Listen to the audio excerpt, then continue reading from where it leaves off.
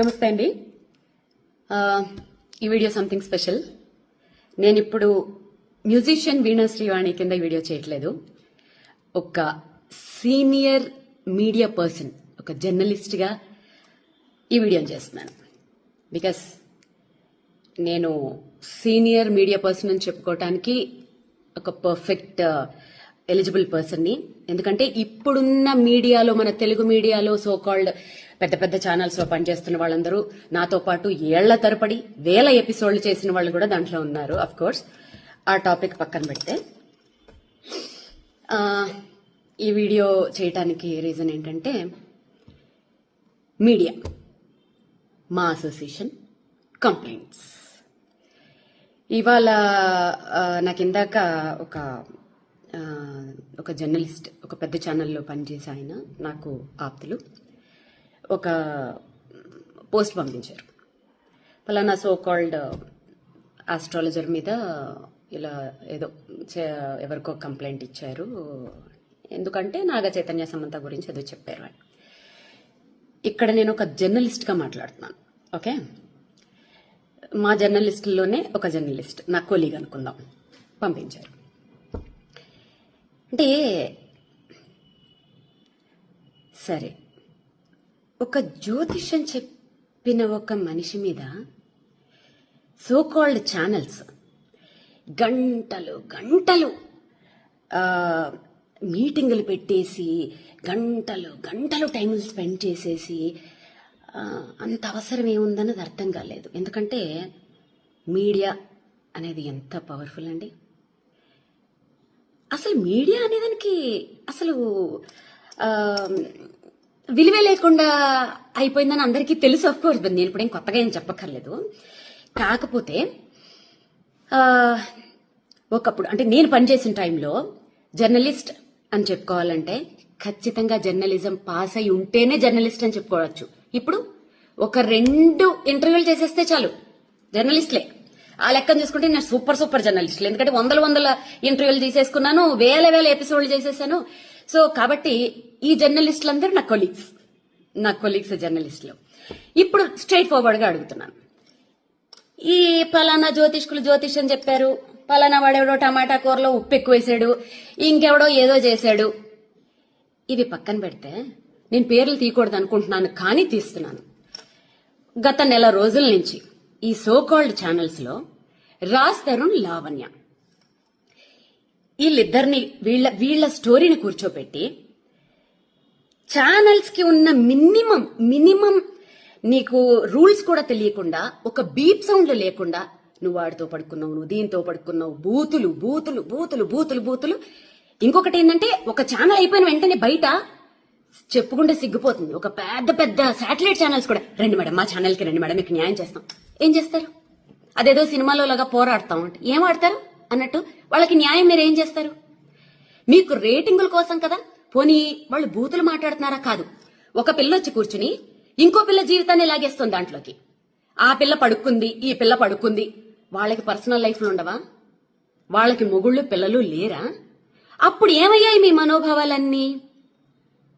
అంటే మీ మీద so called మా జర్నలిస్టుల మీదే ఎవరు కేసులు పెట్టేవాళ్ళు లేరా? ఉండరా?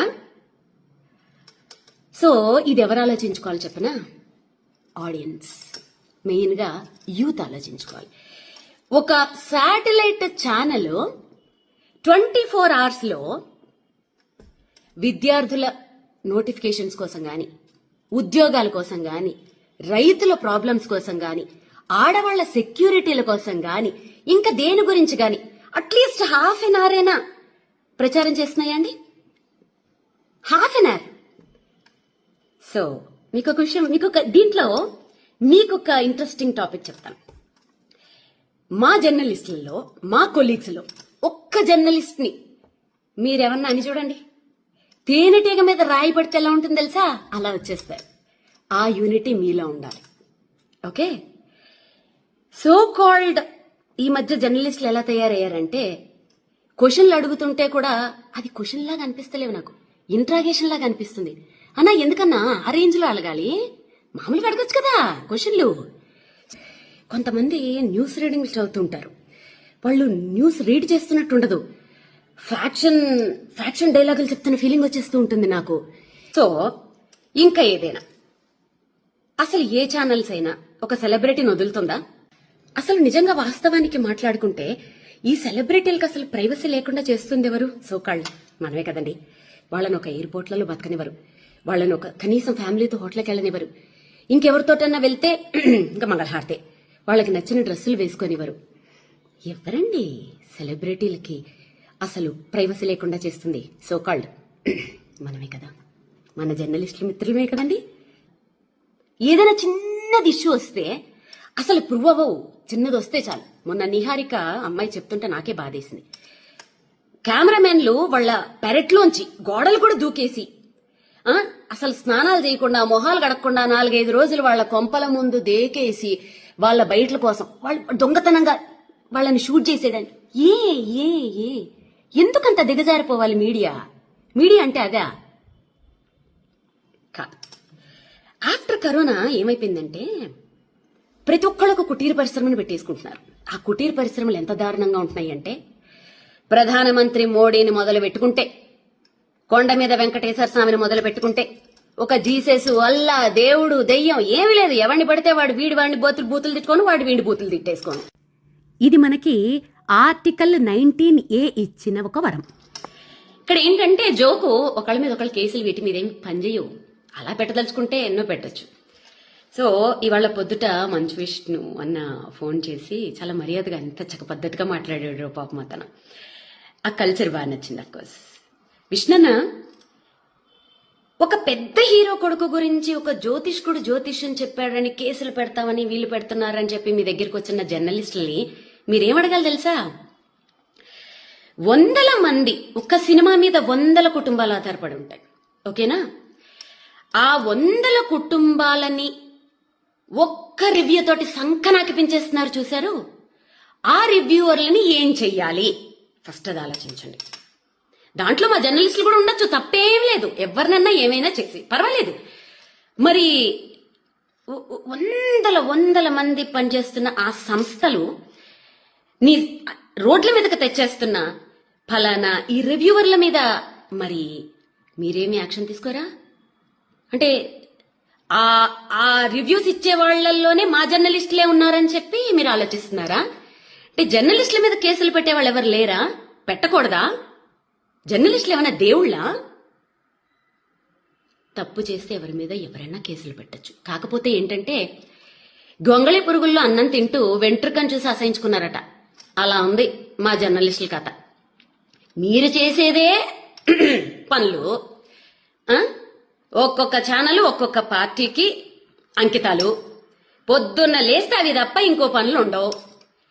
ఏమైనా టాపిక్లు డీవియేట్ చేయాలంటే గిట్లా పలానా పంతులు అట్లా చెప్పాడు, వీడు ఉప్పులో కారం ఎక్కువ వేశాడు, ఆమె ఎవరో 2వ పెళ్ళాన్ని ఉంచుకున్నారు, వీళ్ళెవరో ఇంకొక, సారీ ఇలా మాట్లాడుతున్నాను ఏమనుకోకండి, ఎందుకంటే పెద్ద ఛానల్స్ బీపుల్ లేవు నాకెందుకు ఇంకా. సో ఇంకెవరో ఇంకొక పొలిటీషియన్ ఎవరో 2వ భార్యను ఉంచుకున్నాడు. అబ్బా అబ్బా అబ్బా అబ్బా, ఇవి తప్ప మీడియా అంటే ఇదా? ఇంత దరిద్రమా?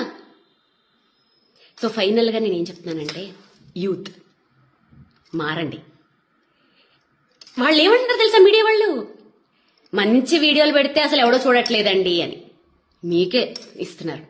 పోరాడండి, హ్యాష్ట్యాగ్లు పెట్టండి పెద్ద పెద్ద ఛానల్స్ కి. మాకు ఈ చెత్త ప్రోగ్రాంలు వద్దు, ఉపయోగపడే ప్రోగ్రాంలు వేయండి.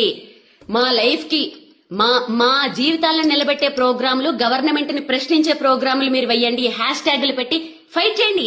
మీరు ఫైట్ చేస్తే సాధించలేందా? తెలంగాణ అలా సంపాదించుకున్నది కాదా? ప్రతి రాష్ట్రంలోనూ అలాంటి సంపాదించుకున్నవి ఎన్ని లేవు? మీకోసం ఫైట్ చేయండి. ఎంటర్టైన్మెంట్ కావాలంటే మీ ఫ్యామిలీ మెంబర్స్ లో, మీ ఫ్రెండ్స్ లో వెతుక్కోండి. అంతేగాని మీడియాలో ఎంటర్టైన్మెంట్ కోసం మీ జీవితాలను నాశనం చేసుకోకండి. ఛానల్స్ ని ఎదిరించి ప్రశ్నించండి. ఓకే? మీరు ప్రశ్నించి మీరు సాధించిన రోజు మీ ముందు నిలబడి యాజ్ ఎ సీనియర్ జర్నలిస్ట్ నేనే ఫైట్ చేస్తా. ఈ జ్యోతిష్యాలు, పురోహితుళ్ళు, అసలు ఇవన్నీ బ్యాన్. అసలు సోషల్ మీడియాలో చెప్పకూడదు. ఎవరైనా చెప్తే ఫస్ట్ నా మొగుడు కాదు, ఎవరు కాదు, ఫస్ట్ నేనే కేసు పెడతా. ఓకే? అసలు ఈ వీటికి నాంది పలికింది ఎవరు? మీడియా వాళ్లే కదా. 2009 నుంచి పలానా ఎవరైనా పెద్ద పొలిటీషియన్ హాస్పిటల్లో ఉంటే వాళ్ళు ఉంటారా పోతారా? ఒకవైపు జ్యోతిష్కులు, ఒకవైపు డాక్టర్లు. పలానా క్రికెట్ మ్యాచ్లు వస్తుంది, ఎవరు విన్ అవుతారు? ఓ పక్క జ్యోతిష్కులు, ఓ పక్క డాక్టర్లు. దాంట్లో ఫస్ట్ గా వేణుస్వామి ఉండాలి, లేకపోతే మళ్ళీ అది ఎవడో చూడడం. ఓకే, ఓ పలానా సినిమా, ఈ సినిమా హిట్ అవుతుందా ఫట్ అవుతుందా? ఓ పక్క డైరెక్టర్లు, ఓ పక్క జ్యోతిష్కులు. అసలు దీనికి నాంది పలికింది ఎవరు? సోకాల్డ్ 6 జర్నలిస్టులు, మన టీవీ ఛానల్సే కదండి. ఇప్పుడు ఎవరికి వాళ్ళు కుటీర పరిశ్రమలు పెట్టుకుని ఓన్ గా చెప్పుకుంటూ ఉంటే మీకు నొప్పి వచ్చింది కదా. ఇక్కడ మారేది మారరు సోకాల్డ్ ఛానల్స్, సోకాల్డ్ రాత్రికి రాత్రి పుట్టుకొచ్చేసిన చుట్టుకు పుట్టుకు యూట్యూబ్ ఛానల్స్. మారాల్సింది ఆడియన్స్, మారాల్సింది యూత్. మీరు మారండి. మాకు ఈ దిక్కుమాలిన ప్రోగ్రాములు వద్దు, మేము చూడము అని చెప్పి హ్యాష్ ట్యాగులు పెట్టి ఫైట్ చేయండి. మీలో ఆ రిజల్యూషన్ వచ్చినప్పుడు అన్ని మారతాయి. అప్పుడు నేను కూడా మారతాను, నేను మీ ముందు కలిపి పోరాడతాను. ఓకేనా? అసలైన తొలి వెలుగు. ఫాలో వాట్సాప్ @తొలి వెలుగు official.